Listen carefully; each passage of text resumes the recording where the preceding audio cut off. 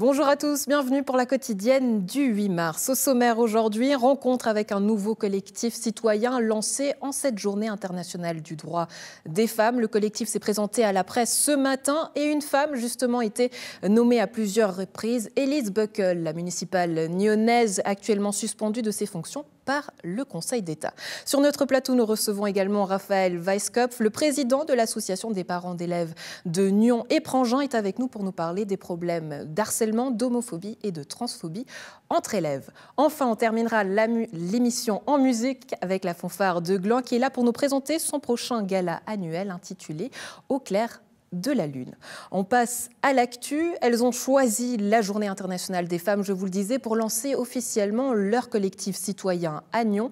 Des femmes qui se disent touchées par la crise administrative et politique de la ville de Nyon et qui défendent notamment une bonne gouvernance de la ville. Si le comité n'a pas été créé officiellement en soutien à Elise Buckle, son nom a été cité plusieurs fois par les porte-paroles. Vous nous présentez aujourd'hui ce collectif citoyen. Pourquoi l'avoir créé ? Alors, c'est pas un mystère que tout n'est pas magnifique dans le royaume de Nyon.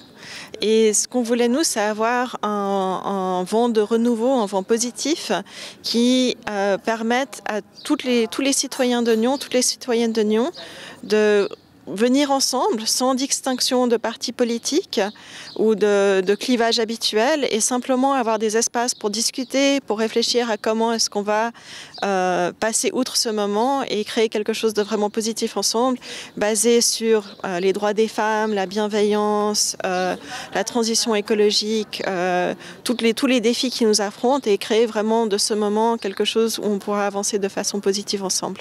Alors vous nous avez présenté plusieurs objectifs qui sont d'ailleurs affichés aujourd'hui sur votre chemise, votre blouse. En 3 mots, qu'est-ce qu'il en est et quels sont vos objectifs ? Alors, ce qu'on voit sur mon costume pour la journée du 8 mars qui célèbre les droits des femmes et qui exprime encore et toujours les revendications des femmes, c'est-à-dire une amélioration de leurs conditions, de leur rang, de leur retraite, de leur prise en considération pour une meilleure qualité de vie. Ça, c'est l'aspect femme-féminin qui est une composante importante de notre collectif. Déjà parce que la plupart des membres sont des femmes et également la plupart des membres ne sont pas dans un parti politique. Et alors, je fais partie de ces quelques-unes qui sont également actives dans un groupe politique, dans le cas présent les Verts. Les Verts, justement, parce que vous êtes ancienne conseillère communale verte. Une conseillère communale verte fait aussi partie de ce collectif. Elise Buckle, qui était là mais qui n'était pas présente à la séance, est-ce que c'est un soutien en faveur et en soutien de Elise Buckle ? Non, pas du tout. Donc c'est vraiment quelque chose où on voulait avoir un esprit d'ouverture pour les citoyens de Nyon. Et pour ça, il est hors de question que ça se situe autour d'une personne. Donc Elise Buckle fait partie de notre groupe, de cette activité. Mais l'activité est une activité d'ouverture envers tous ceux à Nyon et avec vraiment un désir d'avancer ensemble et d'avancer de façon positive ensemble. Vous avez été pourtant beaucoup plus revendicative. Lors de la séance, vous avez dit que vous avez été scandalisée par la manière dont Elise Buckle a été traitée. Donc c'est bien d'elle dont on parle. Mais pas seulement, il aurait pu s'agir d'une autre femme engagée en politique, municipale ou pas. Il s'agit de soutenir vraiment les femmes engagées aussi en politique, mais aussi engagées dans les activités extra-parlementaires, ou bien alors les jeunes qui se sont lancés en politique, que ce soit dans un conseil officiel ou autre, et qui ont porté c'est une vague, que ça soit verte, rose, violette l'année passée, et qui attendait beaucoup d'améliorations, beaucoup de réalisations, de projets pour le climat, pour le bien vivre ensemble, etc. Vous nous avez dit que c'était une panne. Ouais. Mais une panne pourquoi ? Parce que vous nous avez dit que c'était une vague de renouveau et que quelque part aujourd'hui, ces jeunes qui se sont engagés en politique n'osent pas dire certaines choses. Est-ce que c'est pas un peu réducteur finalement de considérer que ces jeunes-là aujourd'hui n'osent pas prendre leur place ? C'est pas une question d'oser, d'après moi, c'est une question de pouvoir réaliser ses projets. Et ça, c'est quelque chose qu'on remarque dans tous les lieux de travail. Et ça, c'est peut-être une bonne chose de le répéter aussi, c'est que à Nyon, il n'est pas que question d'Elise Buckle, il y a beaucoup de femmes et d'hommes qui ont été touchés dans leur façon de pouvoir travailler, qui ont vécu des conditions de travail très très très difficiles. Et nous sommes aussi là pour être un mouvement citoyen qui soutient les gens dans leur travail et s'oppose aux conditions de travail qui comportent des harcèlements et des abus. Ce qui rejoint cette question des jeunes, parce qu'on peut dire quelque chose, on peut apporter une nouvelle idée en tant que jeune personne, en tant que nouvelle personne dans une organisation, ça ne veut pas dire pour autant qu'on va être écouté ou soutenu. Ouais. Et ça, c'est dans le monde universitaire comme dans le monde politique.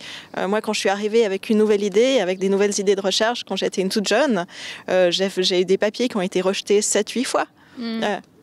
C'est ce qui est quelque part normal aussi dans le temps de la politique. Hein. Dans vos objectifs, pour résumer, il y a, pardonnez-moi, Madame Tsog, il y a, voilà, on ne peut plus attendre l'urgence climatique, mais aujourd'hui, dans vos objectifs, faire valoir le dialogue, promouvoir le bien-être, l'équité, la gestion saine des RH, la tolérance, on a quelque part l'impression qu'aujourd'hui, vous faites de la cogestion, que vous dites à la politique comment faire une bonne politique. Non, nous sommes un mouvement citoyen, donc nous espérons être un mouvement citoyen. Pour l'instant, nous sommes très très peu, mais nous espérons être un forum, un lieu d'ouverture pour les citoyens, pour leur permettre de soutenir les politiques, pour leur permettre d'avoir un droit de regard et de soutenir justement les bonnes idées des jeunes. Oui, appuyer des projets.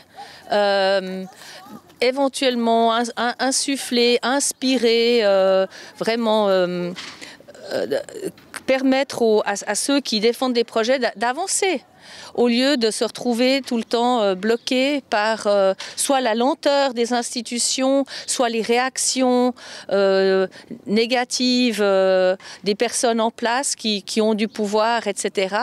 Alors nous, on peut utiliser la force de ce mouvement pour vraiment faire avancer les bonnes causes. De son côté, Elise Buckle n'a pas assisté à cette rencontre avec la presse, mais a participé aux animations qui ont suivi la présentation du collectif citoyen. Elle a accepté de répondre à nos questions pour la première fois depuis sa suspension de ses fonctions de municipale par le Conseil d'État. Elise Buckle, bonjour. Bonjour. Un collectif citoyen s'est aujourd'hui présenté à nous. Est-ce que vous en faites partie ? Oui, je suis membre de ce collectif en tant que citoyenne lyonnaise et je suis très heureuse de cette initiative. C'était un magnifique moment de partage ce matin, un moment de partage pour les femmes lyonnaises mais aussi pour les femmes du monde entier. Et pendant cette pause politique, ça va être un moment pour moi d'écouter les Lyonnais et les Lyonnaises, d'être à l'écoute et de trouver des solutions positives pour l'avenir. Est-ce que, quelque part, vous préparez votre retour ? Est-ce qu'aujourd'hui, vous allez faire recours contre cette décision pénale qui a été posée à votre encontre ? C'est quoi aujourd'hui votre situation ? Oui, je prépare mon retour. J'ai toujours l'énergie et la motivation de servir la ville de Nyon et ses habitants. Donc bien sûr, je suis très motivée pour continuer mes fonctions en tant que municipale. Aujourd'hui, ça passe par quoi ? C'est vrai que c'est la première fois qu'on vous entend. On a entendu tout le monde parler d'Elise Buckle dans la presse, mais aussi en ville. Comment vous le vivez, cette situation ? Je vis cette situation plutôt bien. Heureusement, je suis bien entourée avec ma famille, mes amis. Et maintenant, comme je le dis, je continue. Il y a eu bien sûr des moments difficiles. Je ne voulais pas réagir à chaud. Et maintenant, je suis juste heureuse de cette initiative et heureuse de cette journée des femmes.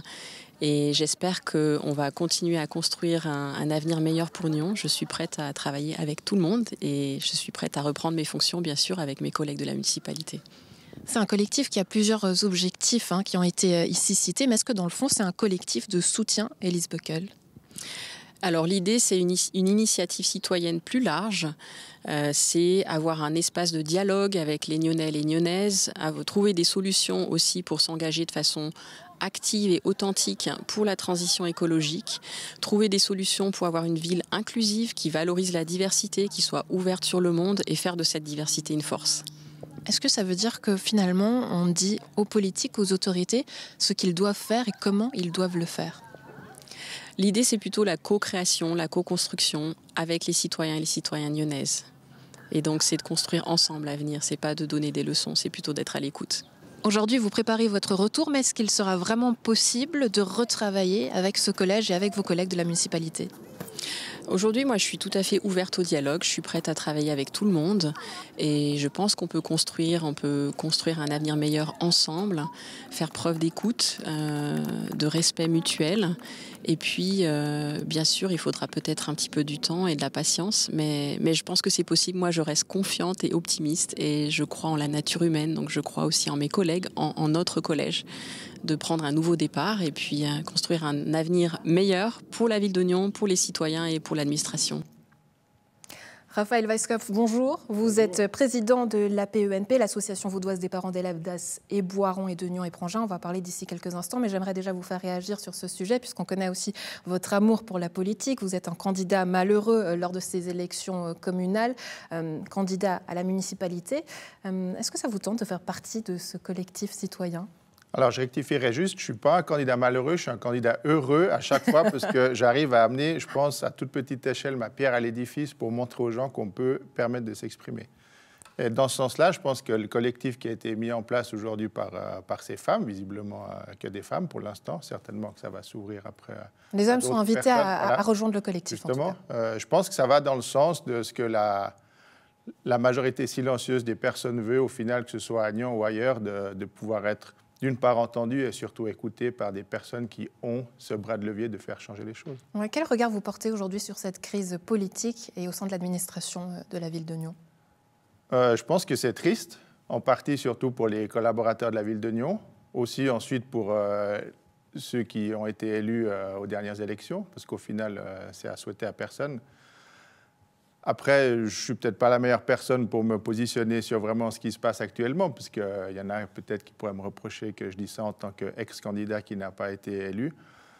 Moi, je leur souhaite à tous de pouvoir continuer à travailler ensemble, même si la voix silencieuse dit que ce ne sera pas forcément possible. Mais je suis persuadé qu'ils arriveront à se serrer la main et puis se pardonner leurs faux pas mutuels dans les semaines à venir.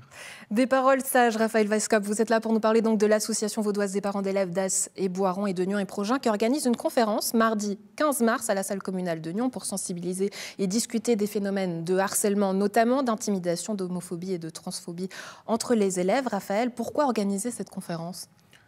Alors, je rappelle juste pour l'historique que la conférence se devait déjà d'être organisée avant le Covid. Ensuite, avec la crise sanitaire qu'on a tous connue, malheureusement, ça n'a pas été possible. Là, on y est enfin, avec la bonne collaboration de l'Association des parents d'élèves d'As et Boiron. On a réussi à mettre ça sur pied.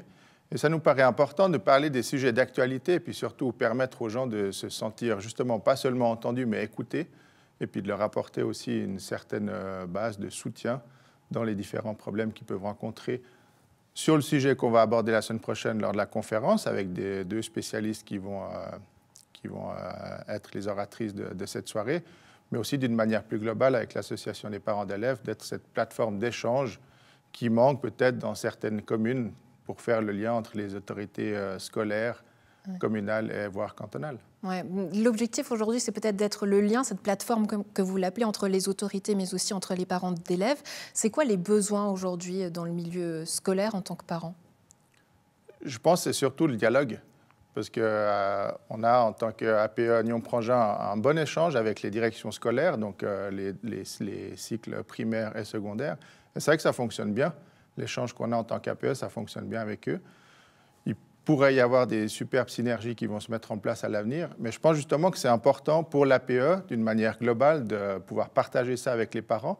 Et c'est pour ça que j'appelle aussi les membres de ce collectif qui a été créé ce matin, pour une majorité qui doivent être mères de famille, et tous les autres parents de nous rejoindre, avec une petite cotisation annuelle d'une 40aine de francs, qui n'est pas pour la majorité excessif, mais qui permet justement à notre association d'organiser des conférences, mais surtout de permettre d'avoir des échanges et des dialogues tout au long de l'année scolaire. Oui, alors ces échanges et ces dialogues, ils vont commencer notamment le 15 mars, d'autres rencontres ont eu lieu, mais là c'est un exemple, vous allez parler de harcèlement. On sait qu'il y avait une campagne aussi qui avait été faite cet été par la police nyonnaise, la PNR. Est-ce que ces questions de harcèlement, est-ce qu'aujourd'hui c'est une inquiétude en tant que parent au sein des écoles ? Pourquoi justement on parlait de ces questions de harcèlement ?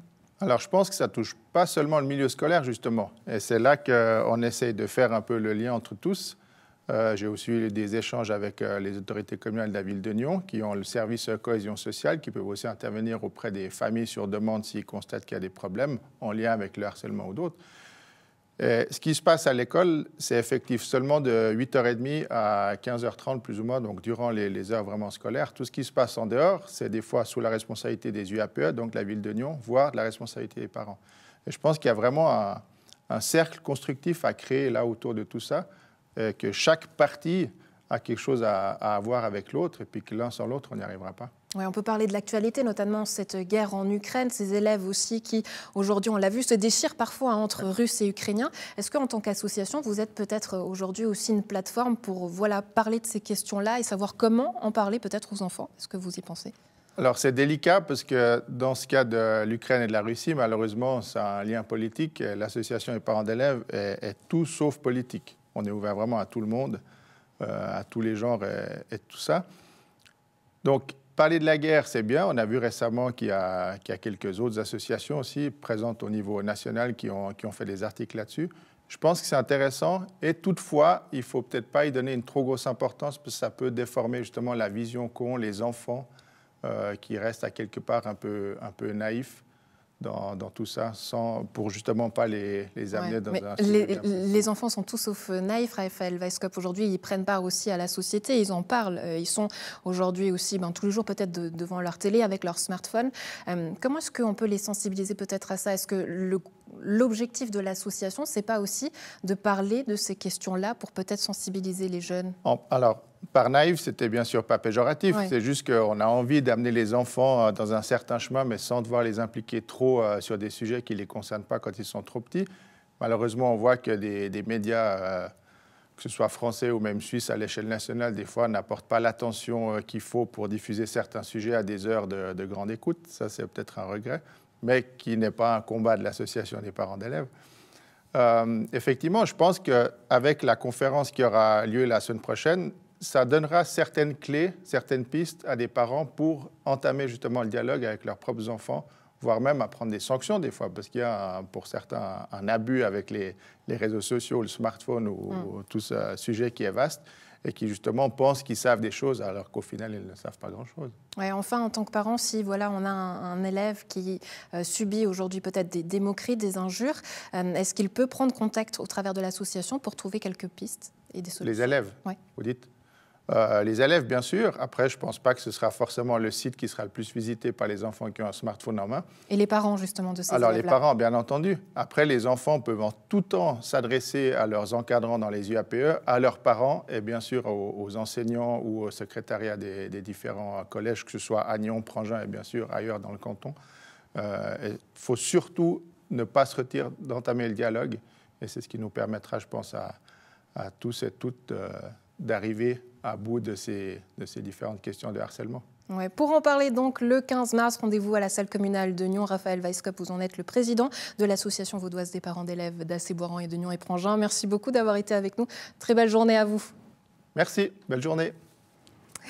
Et on termine l'émission en musique. Place à la fanfare de Gland qui joue sa prochaine soirée annuelle au clair de la lune. Avec nous sur le plateau, nous rejoignent Amanda Giraud, scénariste du concert, et Nicolas Pellet, membre de la fanfare, qui dévoile tout de ce rendez-vous qui aura lieu le samedi 12 mars à la salle communale de Gland. Bonjour à vous, bonjour. Merci beaucoup d'être avec nous. Alors Amanda va commencer la discussion avec vous puisque vous êtes à l'origine du texte de ce spectacle au clair de la lune. Qu'est-ce qu'il raconte ? Alors, je reprends déjà ce que vous avez dit, on ne va pas tout dévoiler parce qu'on gâcherait la surprise de samedi soir. Mais voilà, notre thème cette année, c'est Au clair de la lune. L'histoire va raconter l'histoire de Pierrot, bien sûr revisité. Pierrot qui sera tombé de la lune et qui va atterrir sur Terre et qui va rencontrer énormément de personnes différentes et découvrir un peu notre monde sous le symbole de l'amitié. Peut-être qu'on en a bien besoin dans le contexte actuel, justement. Donc voilà, ça sera des rencontres et des nouvelles amitiés que Pierrot créera sur Terre. Ouais, tout ça pour un moment de musique et de partage. Aujourd'hui, comment est-ce qu'elle se porte, cette fanfare de Gland, après ce temps de pause forcée, notamment ? Moi, je trouve qu'elle se porte plutôt bien. On a retrouvé presque tous les membres, à part une ou deux personnes qui sont encore un petit peu tièdes pour la reprise, mais autrement, on a un effectif complet, on a une superbe énergie, on a des gens de tous les âges, Ouais. C'est vraiment un magnifique ensemble. D'ailleurs, je vous encourage tous à venir écouter la soirée de Gland. À venir écouter et participer aussi. Nicolas Pellet, on peut peut-être raconter aussi votre anecdote, puisque vous avez fait partie de cette fanfare plusieurs années. Vous êtes parti ensuite, vous êtes revenu durant cette période de confinement. Pourquoi justement avoir retrouvé les rangs de la fanfare de Gland? Pour donner une suite à l'image de Pierrot aussi, hein, atterrir et retrouver des amitiés. Je pense que cette période de confinement était quand même plutôt longue. J'avais quand même très envie, depuis plusieurs années, de recommencer la musique.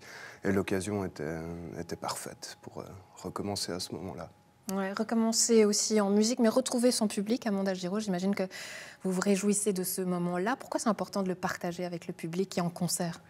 Alors oui, retrouver son public, c'est vrai qu'il y a 2 ans, on a eu la chance de faire notre soirée qui était basée sur le thème de Charlie et la chocolaterie, la semaine avant le début du confinement.